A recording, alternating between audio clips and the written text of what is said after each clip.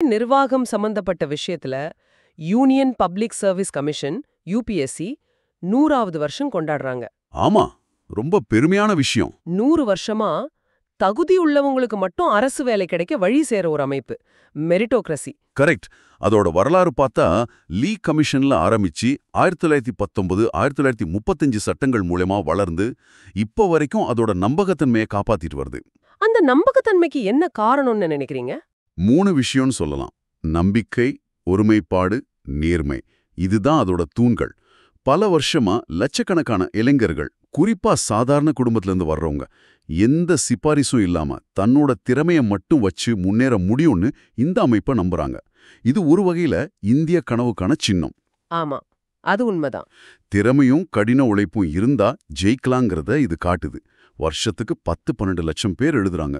பா, உலகத்திலேயே கஷ்டமான தேர்வுகள்ல ஒண்ணு. அதை இத்தனை வருஷமா வெற்றிகரமா நடத்துறதே பெரிய சாதனை.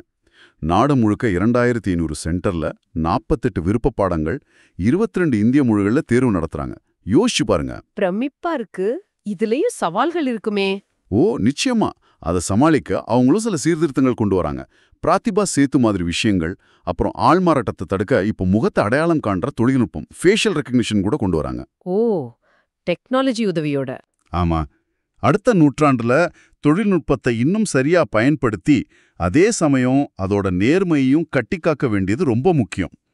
இந்த மாதிரி திறமையான நேர்மையான நிர்வாகிகளால தான் விக்சித் பாரத் மாதிரியான பெரிய இலக்குகளை நம்ம அடைய முடியும். ரொம்ப சரி.